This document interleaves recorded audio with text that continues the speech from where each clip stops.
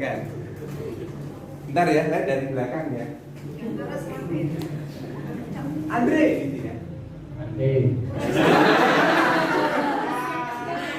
Yang lantang. Andre. Ya Kaisar, siap. Ya, kalau Kaisar juga. Nah, iya. Kira-kira gitu. Ya.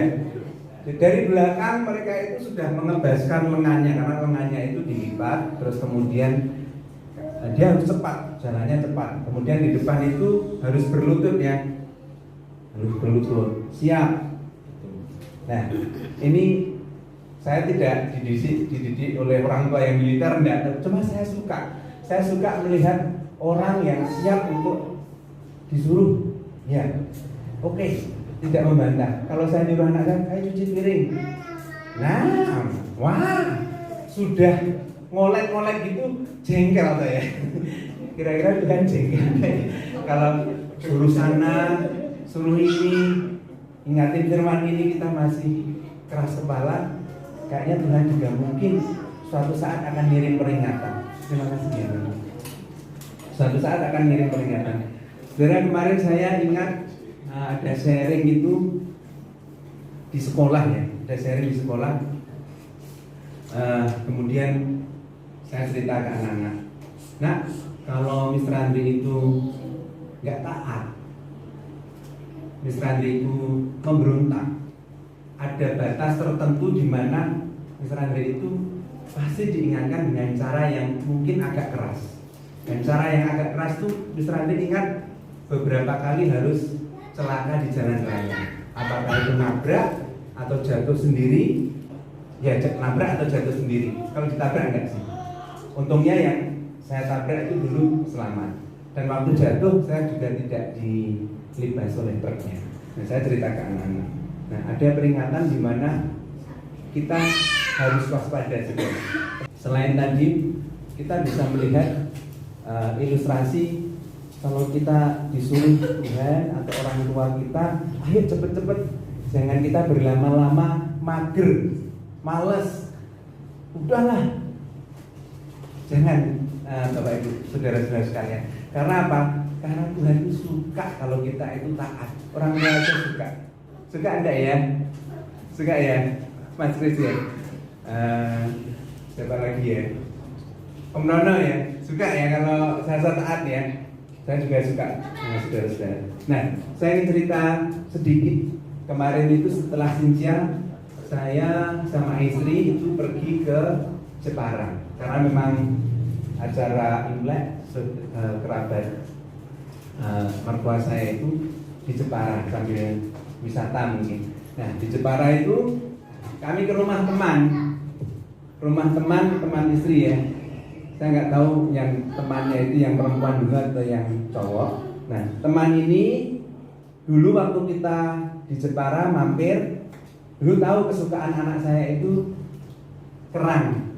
Maka ketika tahu kerang kesukaannya, diajak makan malam disediakan kerang. Suruh nunggu dulu dibelikan.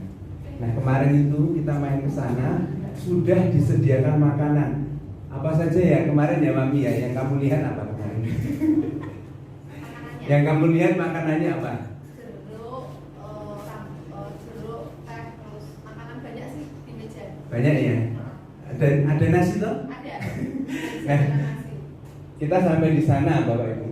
Terus begitu kita sampai di sana, kok ada anak-anak remaja itu bingung. Bingungnya itu harus menyambut atau harus bagaimana? Karena ternyata ketika saya tanya, Bapak mana? Bapak di sini. Jadi ada rumah itu pintunya di tengah sana, samping itu ada pintu ke lengkong gitu ya. Dan ternyata ini Bapak di sini, Bapak jatuh.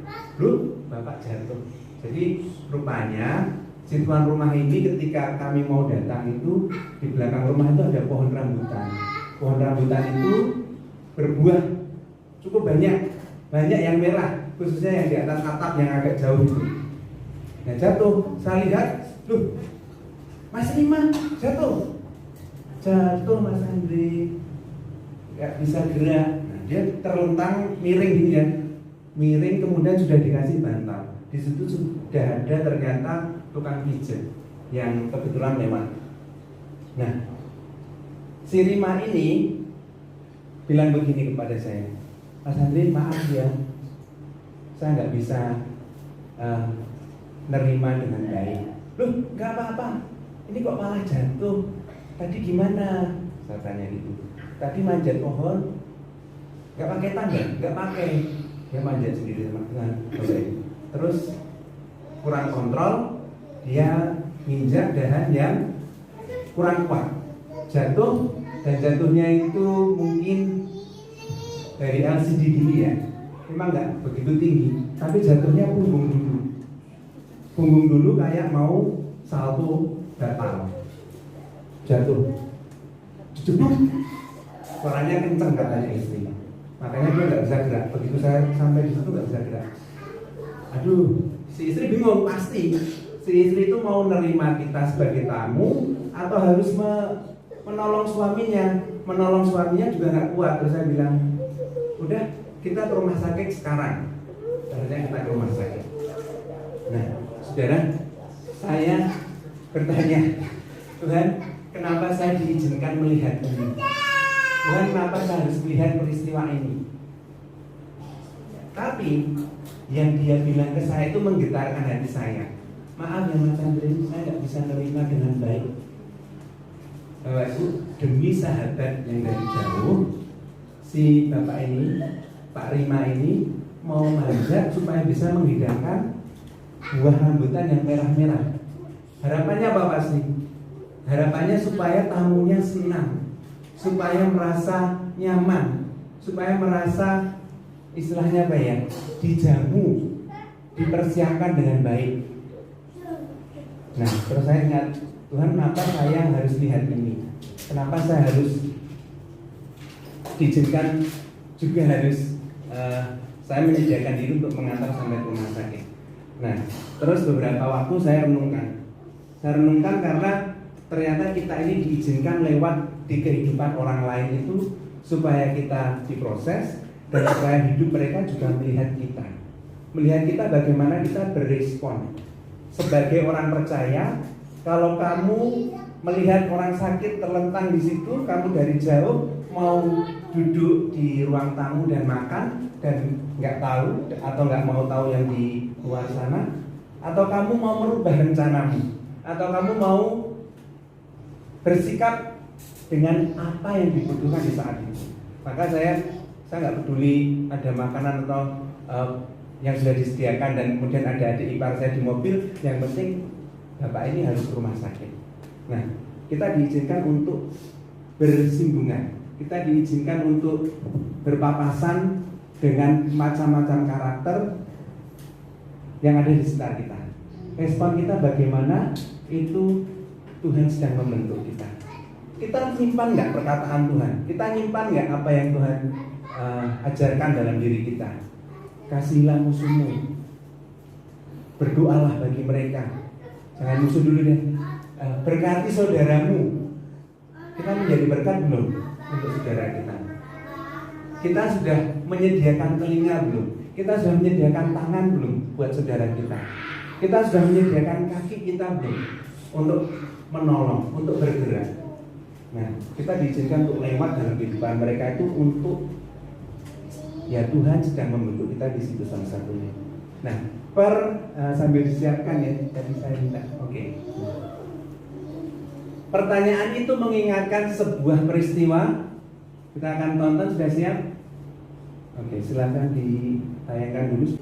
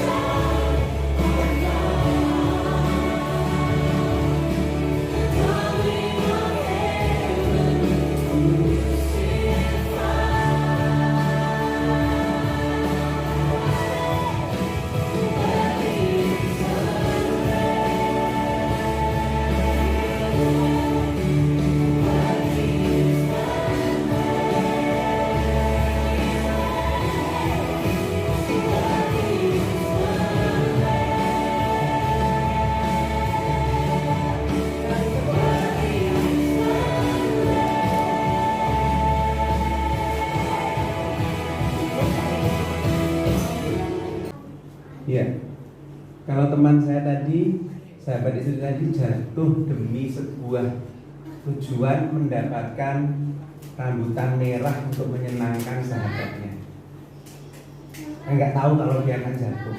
Dia pikir baik-baik aja tanpa tangga dan tanpa bambu ya, tanpa petik ya. Nah, tapi sahabat yang satu ini, Yesus sahabat kita ini, dia tahu sejak awal dia diutus, dia sudah rela untuk tinggalkan surga.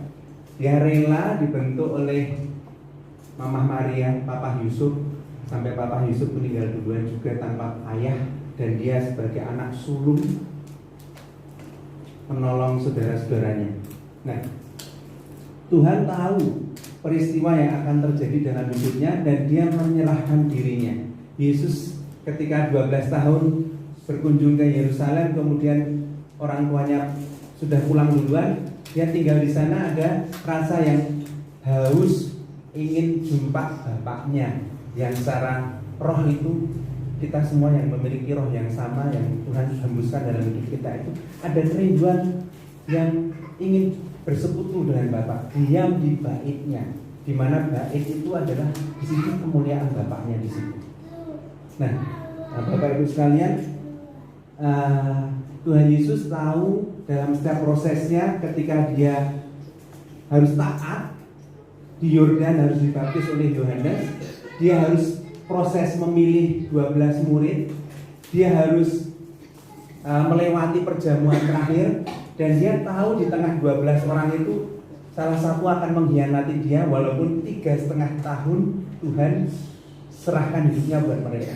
Tapi ada satu yang tetap hatinya tidak mau, tidak rela, tidak taat untuk diproses dengan pengajaran Yesus. Nah, ketika kita melihat di sini, ketika cambukan Tuhan terima, di situ dengan kesadaran, saya yakin di situ ada rintihan sakit dan impian demi anakku, demi Andre, demi Ivana, demi Josie, demi Melvin. Satu persatu masuk dalam pikiran Tuhan, demi rencana Bapa, demi memulihkan, dia lakukan. Ketika duri harus tertancap, dia ingat, demi cinta, demi mereka, demi yang aku Tuhan percayakan, Bapak percayakan 12 murid, 11 murid di tanganku. Demi mereka itu Tuhan Yesus menanggung itu semua. Pukulan, ludah, luka dan goresan yang luka dan darah yang menetes, Tuhan mengingat demi setiap kita, demi saya, demi orang tua saya, demi orang tua kita semua, demi anak-anak kita, demi diri kita sendiri. Dan Tuhan mau melalui yang sudah dia lakukan itu. Terus kita ngapain? Kalau dia sahabat kita melakukan semua yang terbaik, dari pihak kita, respon kita apa? Dari pihak kita mengetahui sahabat kita. Kalau saya tadi waktu mandi, saya pengen bilang ke istri, coba telepon lagi keadaannya bagaimana. Kepikiran, karena apa? Karena yang dia pikirkan adalah saya. Yang dia pikirkan adalah seneng. Harusnya kalau Ivana sama Andre ini ke Jepara harus seneng. Maka dia itu diajak mancing sama kakaknya, tapi dia memilih di rumah. Memang dia harus motong dahan supaya dahannya itu tidak nyampah daunnya di atas atapnya. Cuma saya yakin dia itu memilih tinggal di sana untuk tidak mancing dan memilih untuk memetik buah rambutan tanpa pengaman, tanpa tangga, tanpa genter kalau sebutannya saya. Itu dia lakukan, nggak mikir. Tapi Tuhan mikir. Tuhan mikir, ini harus aku lakukan. Kalau nggak aku lakukan, tidak ada darah tercurah, tidak ada penebusan, tidak ada pendamaian. Kalau tidak aku lakukan, tidak ada pemulihan. Kita nggak layak masuk hadirat Tuhan. Kita nggak layak untuk masuk dalam persekutuan dengan Dia. Nah, Bapak Ibu, kita baca Alkitab dulu ya, di Yohanes 15 ayat 16. Yohanes 15 ayat 16.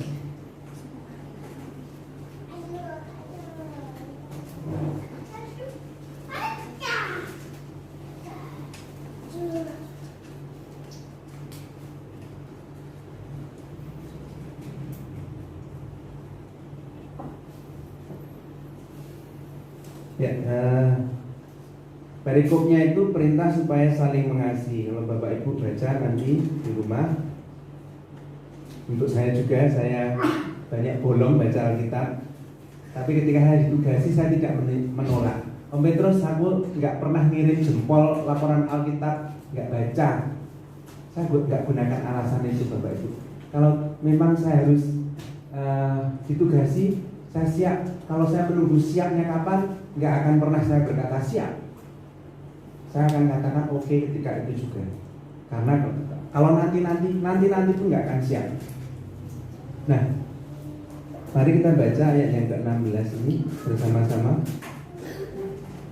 3, 2, 1. Bukan kamu yang memilih aku, tetapi akulah yang memilih kamu, dan aku telah menetapkan kamu supaya kamu pergi dan menghasilkan buah, dan buahmu itu tetap, supaya apa yang kamu minta kepada Bapa dalam namaku diberikannya kepadamu. Tuhan itu mau kita itu berbuah. Tuhan mau kita itu melakukan sesuatu. Tahun 2023, saya bilang ke diri saya 2022, aku mau buat sesuatu yang bisa menjadi warisan, bisa menjadi sesuatu yang bisa dilihat oleh anakku, oleh generasiku. Makanya saya rekam ini, saya taruh di Instagram, di TikTok, saya taruh di YouTube. Yang foto-foto belum sempat, baru yang puji-pujian sama khotbah, supaya kita bisa melihat lagi. Itu sebagai tindakan iman saya. Tuhan, aku nggak mau diam, aku mau berbuat yang aku bisa dengan yang aku punya. Kemarin kamera handphone ini penuh, memorinya itu cuma sedikit 16 GB itu kartunya. Nah, memori dalamnya itu, internalnya itu 128, sudah cepat penuhnya. Terus kemudian saya beli memori eksternal 128 GB. Ini juga hampir penuh, ini sudah saya upload sebagian sebelum tadi berangkat sehingga agak longgar. Nah, ketika kita berkomitmen, ketika kita ingin menyukakan seseorang, ada tindakan yang harus kita kerjakan, ada harga yang harus kita bayar. Tuhan lakukan itu untuk melakukan apa yang Bapak rencanakan, untuk boleh memperoleh hidup kita kembali pulang dalam persekutuan dengan Tuhan. Nah, bagi sebagian kita, itu saya juga, tahun 2023 ini mungkin bagi kita semua atau sebagian kita itu tahun untuk mulai melayani. Mungkin sebagian kita tahun untuk berdoa. Mungkin sebagian kita tahun untuk menabur di tempat-tempat yang selama ini kita belum pernah menabur. Mungkin sebagian kita tahun 2023 ini adalah tahun Tuhan sedang kasih kesempatan kita untuk memperhatikan orang lain, untuk boleh menjadi sahabat bagi orang lain. Itu Bapak Ibu yang tahu, saya nggak tahu, tapi saya tahu, Tuhan taruh kerinduan untuk tidak tinggal diam, jangan berpangku tangan, jangan melihat menonton. Kayak ada kecelakaan, kita berhenti nonton, nggak ngapain di situ Bapak Ibu, nggak perlu kita. Kalau kita berhenti sebentar, keadaannya apa? Kalau kita nggak bisa nonton, udah pergi aja. Jangan membiasakan menjadi penonton. Jangan membiasakan kita menonton kesusahan orang lain kalau kita nggak mau terlibat di situ. Lebih baik, ya udah berlalu saja. Tapi kalau kita berpangku tangan, ada sesuatu yang harus kita bekerja di sana dan kita diam, padahal kita mampu. Kesedihan buat Tuhan, kesedihan buat, mungkin kalau kita cerita ke pasangan kita di rumah atau cerita ke orang tua kita, loh kamu tadi ngapain nggak nolong? Kan bisa. Seandainya kita mampu, ya jangan kita tahan. Tuhan mendorong saya untuk itu. Jangan tahan apa yang baik yang kita bisa lakukan, karena belum tentu ada kesempatan lagi untuk melakukan hal yang sama. Jangan kita diam ketika kita melihat sesuatu yang harus dibenarkan, ketika kita melihat sesuatu yang harus dikerjakan. Ini mumpung Pak Petrus nggak ada di sini. Saya kalau cerita atau sedang ngobrol dengan seseorang, saya ceritakan nama ini, saya mau nangis. Ini bibir mau mewek, nggak tahu kenapa. Mungkin karena hati dan yang saya ketahui ini dalam diri saya ini ada roh yang berkata amin. Orang ini hamba, orang ini hamba Tuhan. Maka kalau ada kesusahan jangan diam saja. Kalau ada beban yang harus ditanggung bersama, jangan diam saja. Ketika itu muncul dalam diri saya, Tuhan, aku nggak akan diam membiarkan pemimpinku limpung ataupun repot, padahal aku mampu melakukannya. Maka aku mau komit, aku mau terlibat untuk apa yang sedang beliau kerjakan. Ketika disuruh jadi panitia retreat yang umum, saya nggak menolak. Yes, saya terima dalam hati saya. Aku siap Tuhan. Seperti tadi prajurit, aku siap Tuhan. Tuhan mau apa? Aku mau kerjakan. Yang aku bisa, yang aku mampu untuk menyenangkan Tuhan. Nah, itu saya kerjakan di rumah walaupun saya belajar bantu istri ngelasin plastik. Saya belajar untuk tidak diam di rumah. Saya ngelasin plastik. Saya bantu ngesil ya, apa itu namanya, nutup kalau kemasan plastik itu kadang ada silnya itu zipper atau resleting plastik ya. Saya bantu. Nah, klaim ya, makasih Bu. Nah, di sekolah juga gitu. Misalnya besok iringi ya. Nah, lagunya apa? Ini, oke, saya belajar di rumah. Saya nggak pintar main gitar. Saya bantu. Pimpinan bilang, Miss Rande, tolong anak-anak ya siapin untuk ikut lomba. Ya, siap. Oke. Saya terima. Saya tidak memberikan alasan. Ya, memang ada alasan, tapi saya nggak berikan. Kalau itu mampu dan memang komitmen sesuai dengan komitmen, saya lakukan. Nah, Tuhan seperti itu.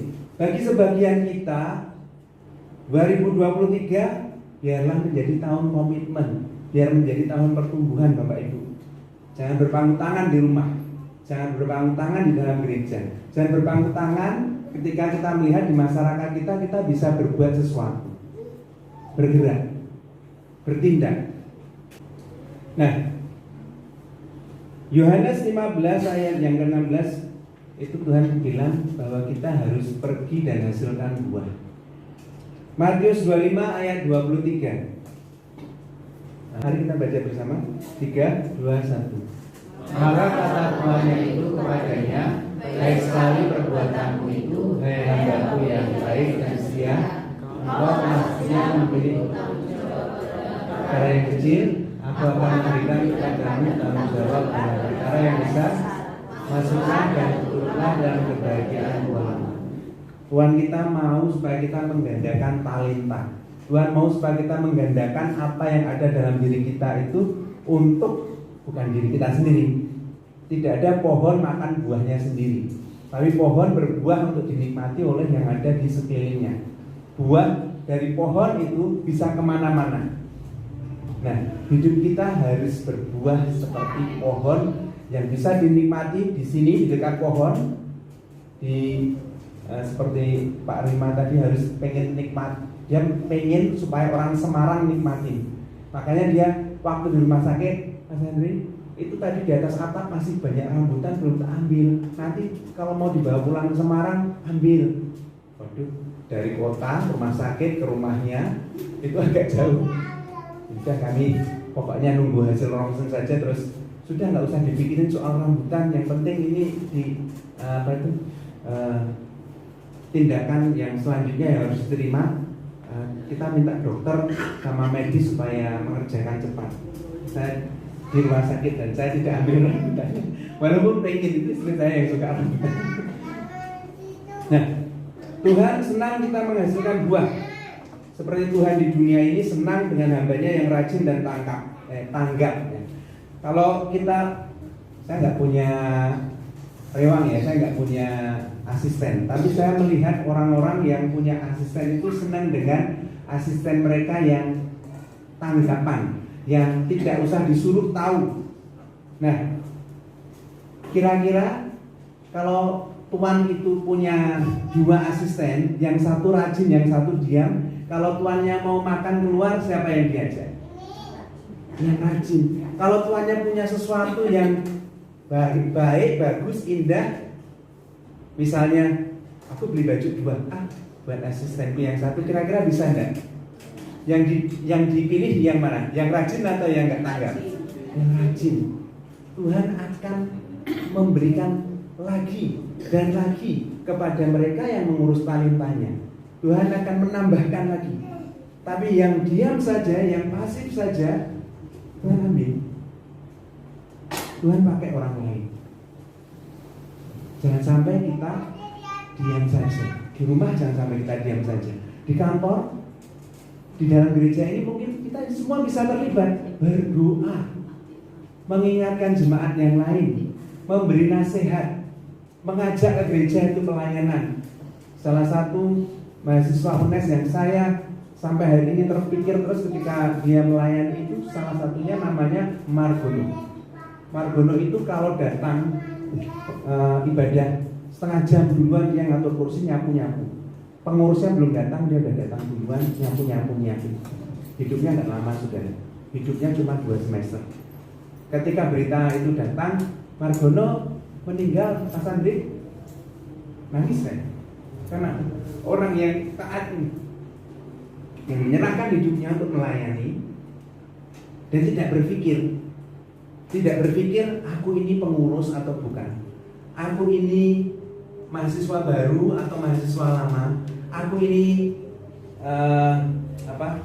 penampilannya dia itu biasa sederhana, aku ini mahasiswa yang penampilanku biasa saja.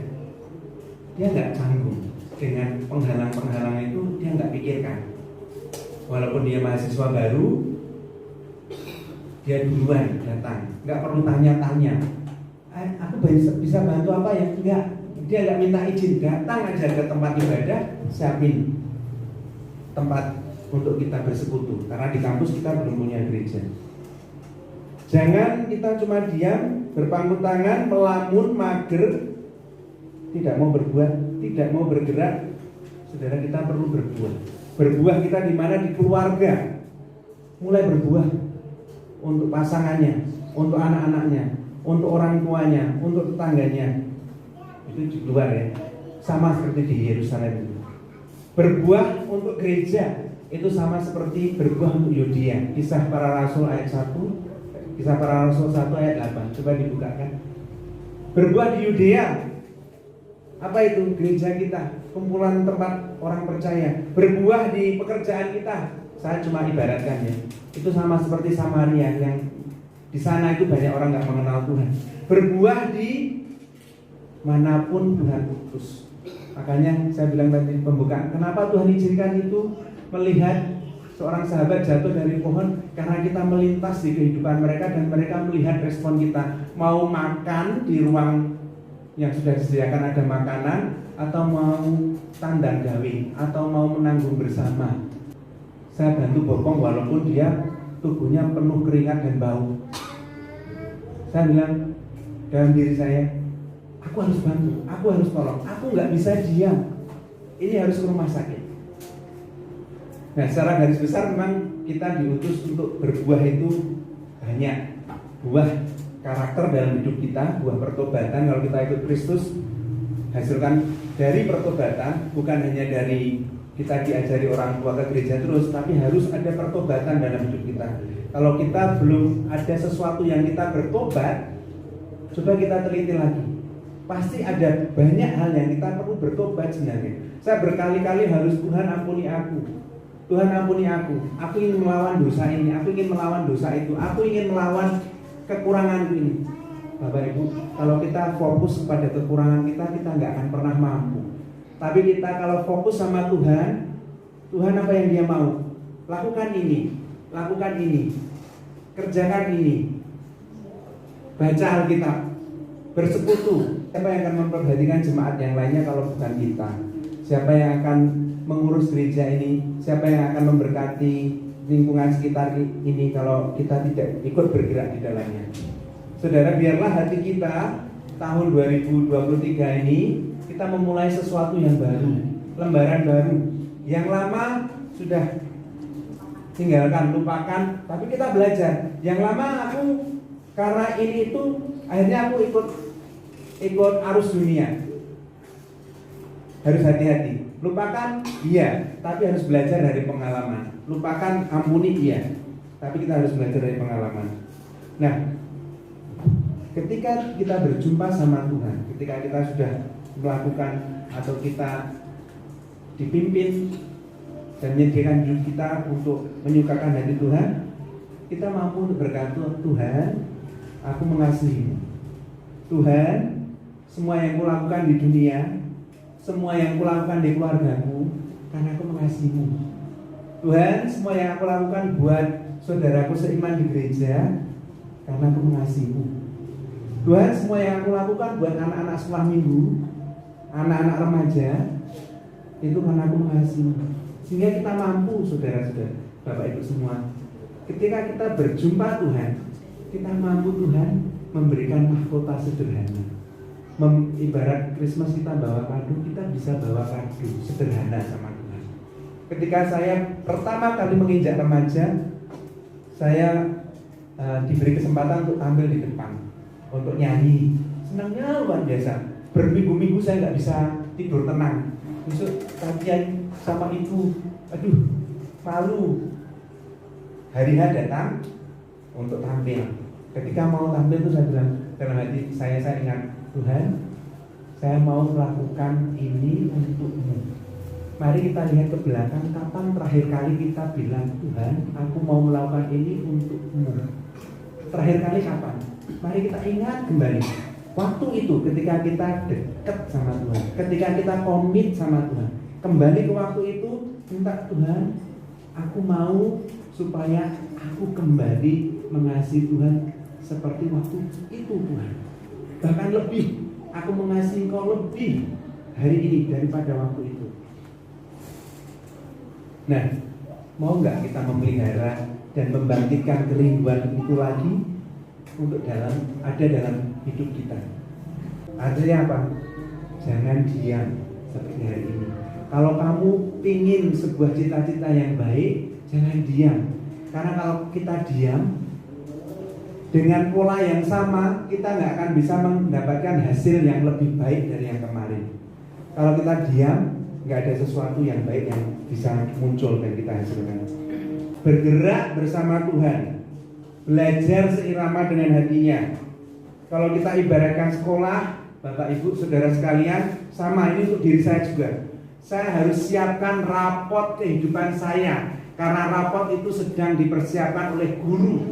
Siapa guru kita? Yesus sedang mempersiapkan rapot kehidupan kita. Kita sedang dinilai. Cakap enggak? Pantas enggak kamu tak nilai 7, tak nilai 8? Atau kamu harus remedi, mengulang ujian lagi? Kalau kita harus remedi, mengulang ujian lagi, kita harus tinggal kelas. Kedewasaan kita akan tertunda. Tanggung jawab besar yang Tuhan akan taruh dalam hidup kita kemudian dipending dulu. Mungkin kalau kelamaan Tuhan alihkan tanggung jawab itu untuk orang lain. Rapot kehidupan kita sedang disiapkan supaya kita layak menerima apa yang Tuhan janjikan. Kalau kita ini sebagai murid lulus, layak naik kelas, terima peringkat, peringkat 1. Mungkin sekolah tertentu ada hadiahnya, ada beasiswanya. Nah, Tuhan sedang menyediakan yang baik buat kita. Kalau kita lulus, kalau kita mampu setia, maka Tuhan bilang, Lukas 19 ya. Ini saya bahasakan dalam bahasa saya. Lukas 19 ayat yang ke-17. Bahasa saya, Tuhan akan bilang, Tuhan saya akan bilang, engkau hebat Andre, engkau hebat Ivana, engkau hebat Wiwin, engkau hebat Shamho, engkau hebat Okta. Hai hambaku yang setia, engkau layak terima mahkota, engkau layak terima kuasa atas 10 kota. Nah itu kalau Tuhan kita. Tapi saya terlebih rindu. Dan saya rindu kita semua boleh merindukan suara yang berbisik, sini anakku, aku bangga kepadamu. Sini anakku, terima kasih engkau sudah tidak mempermalukan orang tuamu. Terima kasih engkau tidak mempermalukan aku. Itu Tuhan rindu untuk berkata begitu. Saya yakin atas setiap kita, atas hidup saya juga. Saya tahu Tuhan menantikan saya maksimal. Hidup saya diserahkan untuk Tuhan. Hidup saudara sekalian, mari bersama-sama kita serahkan sama Tuhan. Mulai dari hal sederhana di rumah, mulai dari hal sederhana di pekerjaan. Mungkin hari ini di tempat ini, kalau kita mau komitmenkan, Tuhan, aku mulai hari ini berdoa untuk gereja. Tuhan, mulai hari ini aku mau berdoa untuk tetanggaku. Dimulai dari sekarang, jangan tunggu. Mari kita berdoa.